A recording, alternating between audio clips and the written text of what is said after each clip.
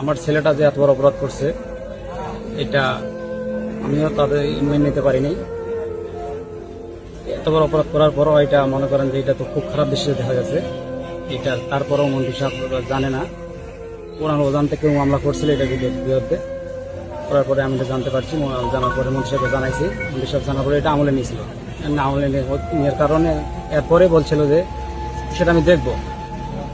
পরে আসলে এটা তো ছেলেটা তো আমাদের ভুল করছে, এটা আমি স্বীকারোক্তি দেই, বড় ধরনের অপরাধ করছে।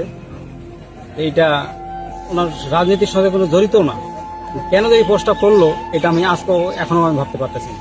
ছেলে মানুষ, এখন তার সাথে আমি সাক্ষাৎ এখন করি নাই, কেন পোস্টটা করলো আমি এটা বলতে পারবো না।